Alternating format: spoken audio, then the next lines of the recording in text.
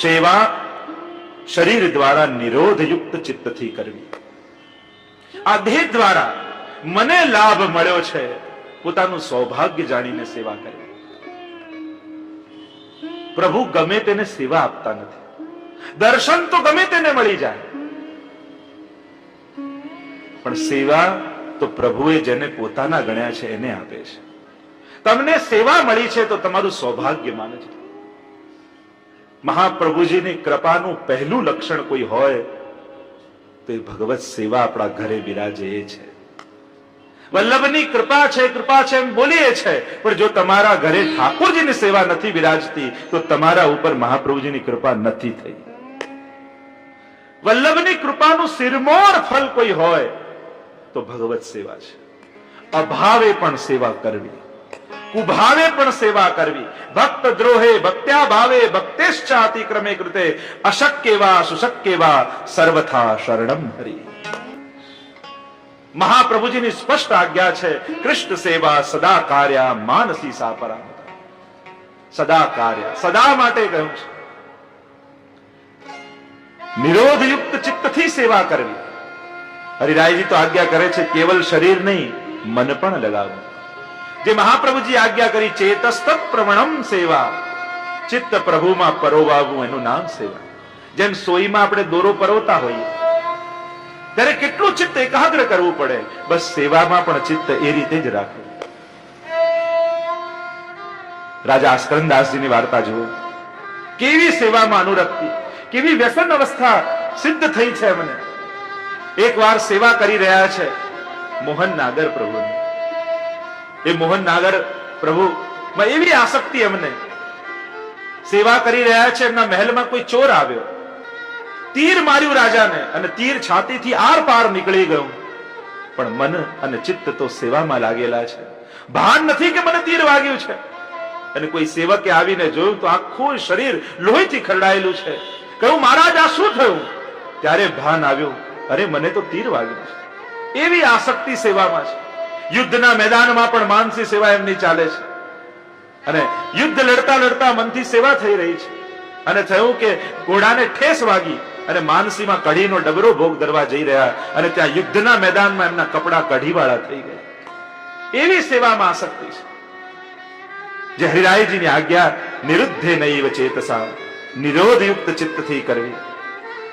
શેઠ પુરુષોત્તમ દાસ આદિ કેવા સેવામાં અનુરક્ત થયા. પ્રભુની એવી કૃપા એમના પર થઈ કે સદા સેવામાં મગ્ન રહેતા. સ્વયં ગોવિંદ સ્વામી, ઘરે દીકરી આવી પણ ચિત્ત તો ઠાકોરજીમાં છે. બોલતા નથી, વાત કરતા નથી. કહ્યું દીકરીએ, પિતાજી હું આટલા દિવસે આપના ઘરે આવી છું, મારી સાથે આપ વાતે નથી કરતા. ગોવિંદ સ્વામીએ કહ્યું, બેટા મન તો એક છે અને મન તો ક્યારનું ગોવર્ધનધરને આપી દીધું, બીજું હોય તો તારામાં લગાવો. નિરોધયુક્ત, નિરોધે નૈવ ચેતસા, નિરોધ પૂર્વક સેવા કરે. સેવામાં મન પ્રભુથી બીજે ક્યાંય ન જાય એનું ધ્યાન રાખો. મન કેમ ભટકે છે? કારણ કે હાથથી સેવા થાય છે પણ મનથી લીલાઓનું ચિંતન થતું નથી. એટલે જે સમયની સેવા કરતા હો એ સમયની લીલાનું અનુસંધાન મનથી કરો. બધામાં મોટા ભાગે પ્રશ્ન એ હોય છે કે સેવામાં મન નથી લાગતું. મન નથી લાગતું એનું કારણ જ એ છે મનને ચિંતન નથી આપતા.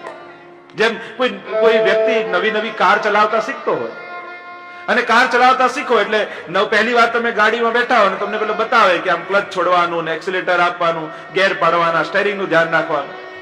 એટલે તમે ક્યારેક સ્ટેરિંગને જો, ક્યારેક ક્લચને છોડો, ક્યારેક ગેરને બદલો અને ગાડી શીખતા હો અને આજુબાજુ બહુ જ સુંદર દ્રશ્યો હોય પણ ક્યાંય તમને આનંદ આવે ના.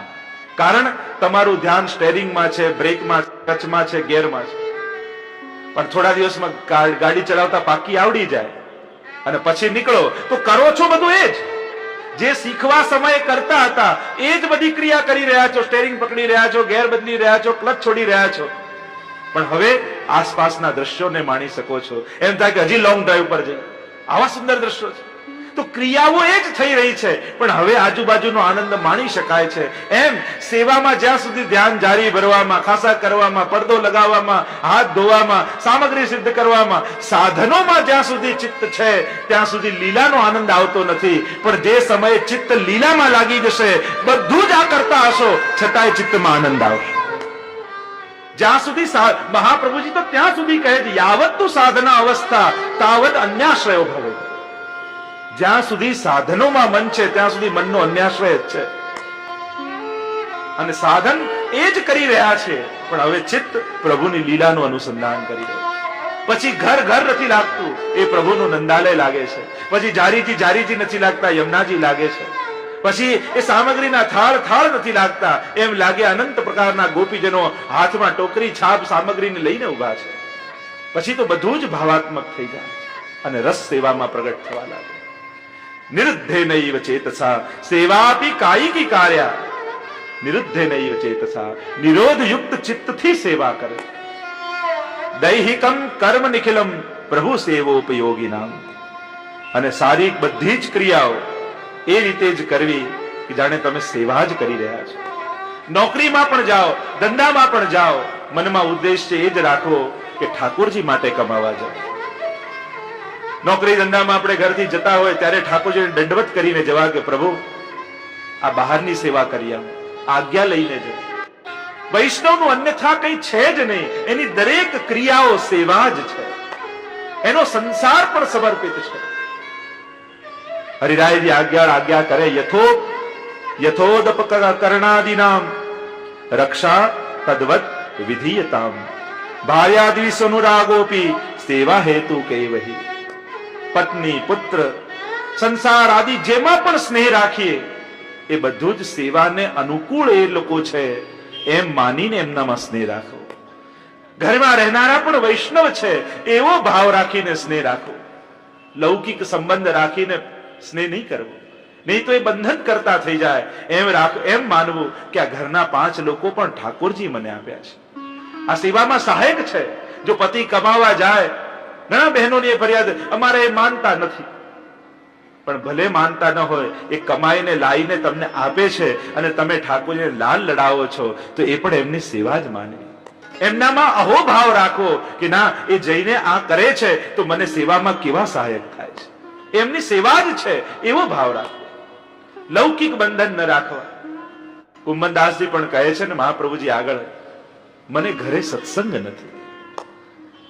ચતુર્બુદ્ધ આદિનો જન્મ નહોતો થયો, મનમાં ખેદ થયો અને કહ્યું કે મારા ઘરમાં મને સત્સંગ નથી મળતો. અને મહાપ્રભુજીએ કહ્યું કે ઠાકોરજી કૃપા કરશે. અને એકવાર ઠાકોરજી સાથે ખેલવા ગયા, માખણ ચોરી કરવા ગયા. ચતુર્ભુજ સ્વરૂપે ઠાકોરજી દર્શન આપ્યા અને ઘરે આવીને સમાચાર મળ્યા કે તમારે ત્યાં બાળકનો જન્મ થયો અને એમનું નામ ચતુર્ભુજ દાસ રાખ્યું. થયું કે આ ભગવતી મારા ઘરે આવ્યો અને મનમાં આનંદ થયો. અને એટલે પૂછ્યું તમારે કેટલા દીકરા છે? તો કુંભનદાસે કહ્યું કે 1.5 દીકરા છે. અરે અમે તો સાંભળ્યું છે તમને 7 દીકરા છે. કુંભનદાસજીએ કહ્યું કે 5 તો ભગવત સેવા કે સત્સંગમાં આવતા જ નથી, એમને હું પુત્ર માનતો નથી. કૃષ્ણદાસ ગાયોની સેવા કરે છે એટલે 1/2 દીકરો છે, અને ચતુર્ભુજ દાસ સેવા અને સત્સંગ બંનેમાં રુચિ રાખે છે એટલે મારો આખો દીકરો છે. આમ અલૌકિક ભાવ રાખીને વૈષ્ણવે સ્નેહ રાખવો. જે પણ સંબંધ હોય, મોટો સંબંધ કંઠીનો માનવો, વૈષ્ણવતાનો સંબંધ સિરમોર ગણવો અને હંમેશા એ સંબંધને પ્રધાન રાખીને જીવવું. આગળ 7મા શ્લોકમાં શ્રી હરિરાયજી સુંદર વાત કરતા કહ્યા, સેવાના અનવસરમાં વિયોગનો અનુભવ કરવો. આપણને સેવા કરતી સમયે સંયોગનો આનંદ તો આપણે લઈએ છીએ, સેવા કરવામાં બહુ આનંદ આવે, પણ પ્રભુ પહોળી જાય પછી વિયોગનો આનંદ નથી લેતા. વિપ્રયોગ પણ ફળ છે. શૃંગાર રસ જેમ દ્વિદલાત્મક છે, સંયોગાત્મક અને વિપ્રયોગાત્મક, એમાં ભક્તિ રસ દ્વિદલાત્મક છે.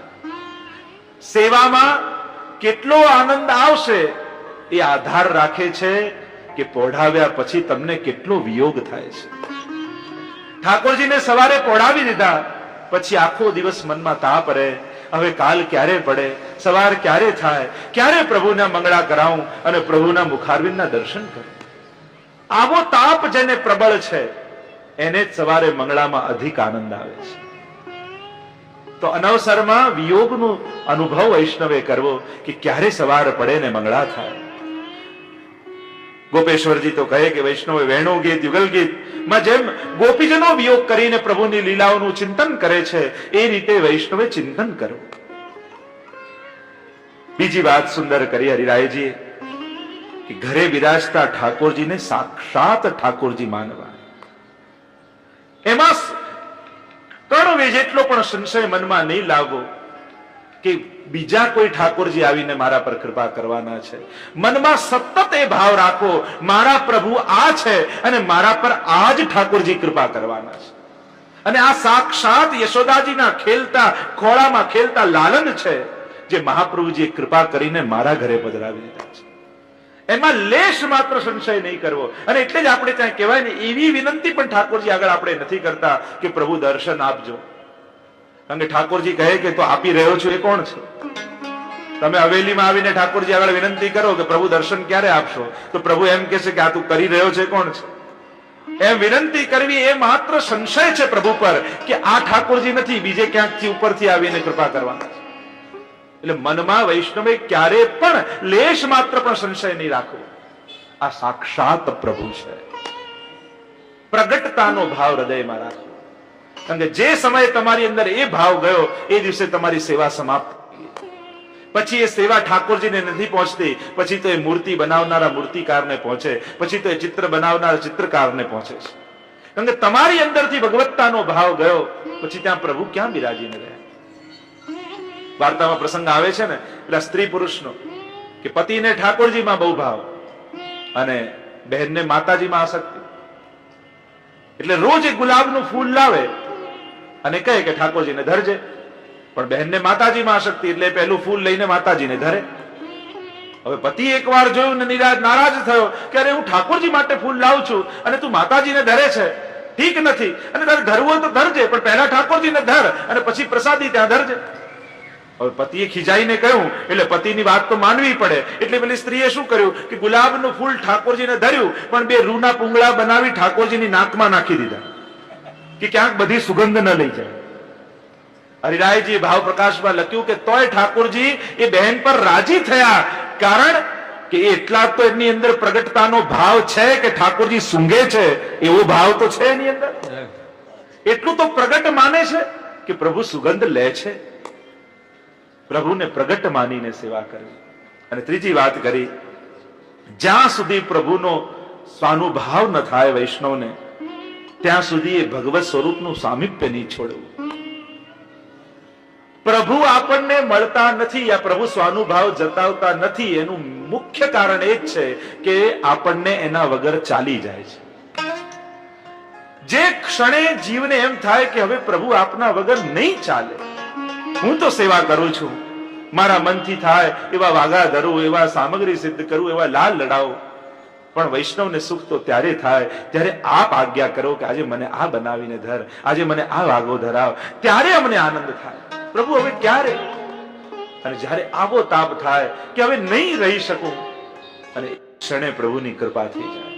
પ્રભુ કૃપા નથી કરતા એનું મુખ્ય કારણ એ જ છે આપણને એ કૃપા વગર ચાલે છે. એટલા માટે જે ક્ષણે નહીં ચાલે એ ક્ષણે પ્રભુની કૃપા થઈ જશે. મનમાં હજી એમ છે કે હજી કરશે, હજી પછી કરશે, એક વર્ષ પછી કરશે. જેટલું શિથિલતા મનમાં હશે એટલું પ્રભુ કૃપામાં વિલંબ થશે. જેમ ગમે તેટલા મોટા બાપનો દીકરો હોય, એને એ પિતા એના દીકરાને એમ કહે કે ના બેટા ચિંતા ના કરીશું, 10માં છું ને, 2-4 વર્ષ ભલે ફેલ થાય, આપણી પાસે બહુ પૈસા છે, એવું કે પિતા તો એમ જ કે ના બેટા તું કહે તો ટ્યુશન રખાવું, ક્લાસીસ ભરાવું, પણ આ જ વર્ષમાં નીકળી જજે. એમ મહાપ્રભુજી પણ એમ નથી કહેતા કે પ્રતીક્ષા કર, એ તો એમ કહે છે કે હમણાં જ સેવાના સુખ લઈ પ્રભુના સ્વાનુભાવનો અનુભવ કરી અને ભવસાગરથી પાર ઉતરી જાય. અર્થ સકળ જયનો સીધો લીલા માએ તાણીને લીધો. આમ 3 વાત સુંદર કરી. આગળ 9મા અને 10મા શ્લોકમાં પ્રભુ વૈષ્ણવના હૃદયમાં કેમ પધારે અને કોના હૃદયમાં પધારે એની વાત કરતા હરિરાયજીએ કહ્યું, જો હૃદય અશુદ્ધ હોય, અશુદ્ધત્વાત ન તત્રાવેશ સંભવ, જેનું હૃદય અશુદ્ધ છે એમના હૃદયમાં પ્રભુ બિરાજતા નથી. શ્રી મહાપ્રભુજી પણ સોળસ ગ્રંથમાં આજ્ઞા કરે છે, વિષયાક્રાંત દેહાનામ નાવેહ સર્વથા હરે. જેમ બળતા ઘરમાં કોઈ રહી ન શકે, એમ જેનું હૃદય વિષયોથી બળતું હોય ત્યાં પ્રભુ બિરાજતા નથી. તો પ્રભુને કોઈના હૃદયમાં બિરાજવું હોય અને એનું હૃદય અશુદ્ધ હોય તો શું, કઈ રીતે બિરાજે? તો કહ્યું, પ્રભુ એના હૃદયને શુદ્ધ કરે છે. પહેલા જેના હૃદયમાં બિરાજવું હોય એના હૃદયને પ્રભુ પહેલા શુદ્ધ બનાવે અને પછી પ્રભુ જઈને બિરાજે છે. અને કોઈને પણ શુદ્ધ કરવું હોય તો એને શુદ્ધ કરવા માટે અગ્નિમાં રાખવું પડે. અને એમ એ આપણી કસોટી કરવા માટે નહીં. પ્રભુને તો ખબર છે આ દૈવી જીવ છે. એમને એ નથી જાણવું કે આ મર્યાદાનો છે, પ્રવાહી છે કે પુષ્ટિ જીવ છે. એ તો પ્રભુ ઓળખે જ છે. પણ હજારો જન્મોથી વિકુટો પડેલો આ જીવ અને હજારો જન્મોમાં જે કર્મ બંધન આદિ લાગ્યા છે, પોતાના દૈવીપણાને ભૂલી ગયો છે. આસુરી સો મિલી રહત સદાઈ, ભિન્ન હોય સો કોણ ઉપાય. મૂળ પુરુષમાં જે કહ્યું કે આ દૈવી જીવ આસુરી સાથે મળીને આસુરી જેવો થઈ ગયો છે, તો દૈવીમાં ભળેલા આસુરી તત્વનો નાશ કરવો છે, એટલે પ્રભુ એને તપાવે છે. અને પ્રભુ તપાવી તમારે લૌકિકતામાંથી તમને બહાર કાઢી અને પ્રભુ પોતાની ઓર ખેંચી લે છે. સંસારમાં એવી વિપત્તિઓ આવે ઘણીવાર, જેમ વાદળો ગરજે, વીજળીઓ ચમકે એટલે સાધારણ મનુષ્ય ડરી જાય, પણ સમજદાર હોય તો જાણી જાય કે આ ડરાવવા માટે નહીં, આ તો વરસવાની તૈયારી થઈ રહી છે.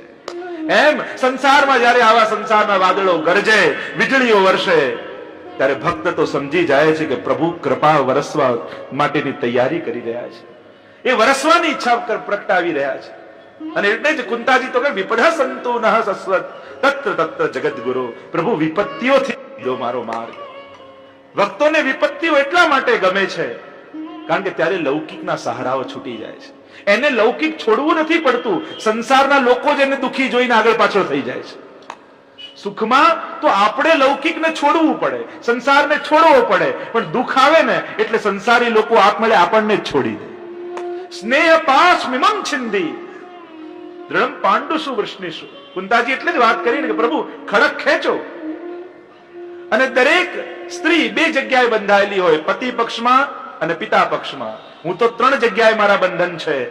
મારું એક બંધન પાંડુમાં, એકમાં વૃષ્ણિમાં, પતિ પક્ષમાં, પિતા પક્ષમાં, અને ત્રીજું બંધન મારું આપની સાથે છે. પ્રભુ એમ કરો, ખડક ખેંચો અને મારા બંને લૌકિક બંધનો કાપી નાખો, જેથી મારું કેવલ બ્રહ્મ સંબંધ જ બાકી રહી જાય. બધા જ લૌકિક સંબંધો છૂટી જાય. વિપત્તિમાં સંસાર તમને છોડી દે છે અને સુખમાં તમારે સંસારને છોડવો પડે છે. અને સંસારથી આપણે એટલા આસક્ત છીએ કે આપણે સંસારને છોડી શકતા નથી, પણ સંસાર આપણને છોડી દે તો પ્રભુ સન્મુખ જઈ શકાય. અને એટલે હરિરાયજી અહીંયા કહે કે પ્રભુ એને શુદ્ધ કરી પછી હૃદયમાં બિરાજે. અને ત્રીજી વાત કરી કે આપણી સાધન સંપત્તિ શુદ્ધ હોય, યાવત સાધન સંપત્તિ, એ સાધન સંપત્તિ શુદ્ધ હોય તો જ પ્રભુ ના શુદ્ધ સ્વરૂપનો ભક્તને અનુભવ થાય છે. પ્રભુને પ્રસન્ન કરવા માટે આપણા સાધનો શુદ્ધ હોવા જોઈએ. અશુદ્ધ સાધનોથી, લૌકિક સાધનોથી પ્રભુ ક્યારે રીઝતા નથી. જો આપણું તન, મન અને ધન, આ 3 દ્વારા જ આપણે પ્રભુને રીઝવીએ છીએ. આમાં ચોથું કઈ નથી. આ 3 જ વસ્તુ છે. હવે આ 3 લૌકિક છે તો વિચાર આપણે ક્યારે કર્યો કે આપણું તન લૌકિક છે, આપણું મન લૌકિક છે અને આપણું ધન લૌકિક છે. આ 3 લૌકિક છે તો આ લૌકિક સાધનોથી અલૌકિક એવા પ્રભુ પ્રસન્ન કેમ થશે? ક્યારે આપણને વિચાર આવે? પ્રભુ તો પરમ અલૌકિક છે અને અલૌકિક સાધન વડે જ પ્રાપ્ત થાય, તો આપણું તો આ 3 લૌકિક છે. આનો ખુલાસો 84 વૈષ્ણવના ભાવ પ્રકાશમાં પ્રારંભમાં હરિરાયજી આપે છે કે એટલા માટે જ બ્રહ્મ સંબંધ જીવને કરાવવામાં આવે છે. બ્રહ્મ સંબંધ દ્વારા જીવ પોતાનું તન, મન અને ધન એ પ્રભુને સમર્પિત કરી ભગવત સંબંધનું સંસ્થાપિત કરે છે. અને એકવાર જેનો પ્રભુ જોડે સંબંધ થઈ જાય એ વસ્તુ ક્યારે લૌકિક રહેતી નથી. એટલે બ્રહ્મ સંબંધ પછી હવે આ દેહ પ્રભુની સેવાને લાયક થયો, હવે આ ધન પ્રભુને પ્રસન્ન કરવાને લાયક થયું, હવે આ મન પ્રભુની પ્રસન્નતાનું કારણ બન્યું. બ્રહ્મ સંબંધ પહેલા તો બધું જ લૌકિક હતું. જેમ કરાપીએ કહ્યું સુંદરતા પામતા પહેલા સુંદર બનવું પડે, એમ અલૌકિકતા પામતા પહેલા અલૌકિક બનવું પડે છે. લૌકિક બુદ્ધિથી અલૌકિક પ્રભુને પમાતા નથી. અને એટલા માટે બ્રહ્મ સંબંધ દ્વારા ત્રણેયનો સંબંધ ભગવત સંબંધ કરાવી ત્રણેયને અલૌકિક બનાવાય.